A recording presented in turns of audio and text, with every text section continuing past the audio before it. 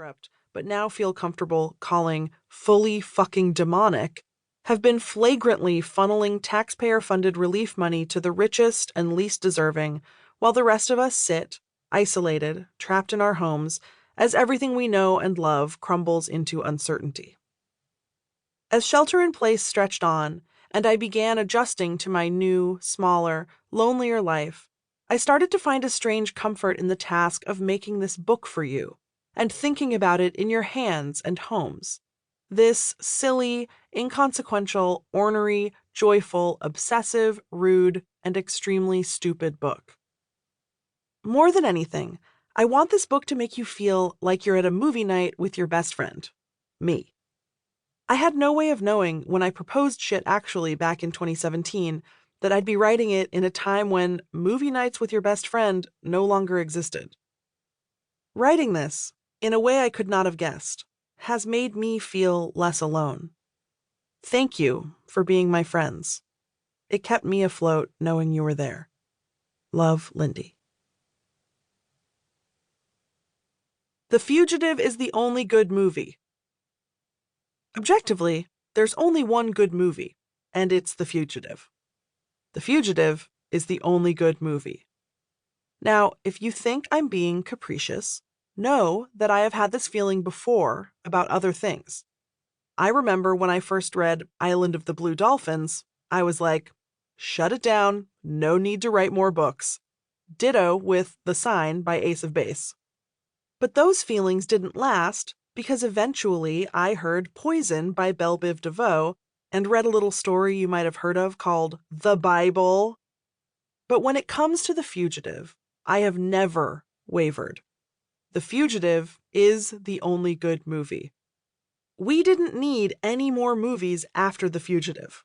We didn't need any movies before it either. We should erase those. I wanted to call this whole book The Fugitive is the Only Good Movie, but my publisher wouldn't let me, probably because they're deep in the pocket of Big Gump. Undeterred, I shall be rating every movie in this book on a scale of 0 to 10 DVDs of The Fugitive. I rate The Fugitive 13 out of 10 DVDs of The Fugitive. In case you haven't seen The Fugitive and have somehow escaped prosecution under my regime, The Fugitive is the terrible tale of Dr. Sir Richard Kimball, American hero, America's sweetheart, America's next top daddy doctor, heir of Isildur, and king of all the Dunedain. Richard Kimball is a respected Chicago vascular surgeon who, after a long day vasculating, is having a well-earned glamorous night out with his sexy 90s wife and his doctor friends at a sexy fashion show benefit for the Children's Research Fund. You want a children's benefit to be as sexy as possible. All the other doctors agree that Richard Kimball's wife, Helen, is the #1 coolest and hottest wife of all the doctor wives. Kimball is on top. Kimball and wife Helen head home, erotically, and they love each other very much in the car. Kimball touches his wife's face. It's so cute. Suddenly, Kimball is called in for emergency surgery. He's gotta go.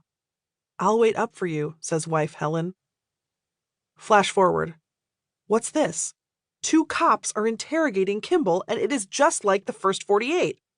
Just like the first 48, and incidentally, all police departments worldwide, there's 2 cops, Glasses Cop and Grumpy Cop. Also like the first 48, the cops arrest Kimball on the husband did it principle because, wow, someone went and murdered Mrs. Helen in the night while Richard was at the hospital. The cops ask Richard questions about what he remembers, insinuating that he, the husband, did it, and is planning to collect megabucks from his Helen insurance. Things are not looking good. Quote, his fingerprints are all over the lamp, gun, and the bullets, and the good doctor's skin is under her fingernails. End quote. Now, I watch a lot of murder shows if you have any questions about how murder works. Did you know that if your DNA is under a murder victim's fingernails, they don't even have to give you a trial? The sheriff just yells, "Guilty," and then his dog chases you all the way to prison. Richard's boned. Also, on wife Helen's 911 call, she's like, Richard, he's trying to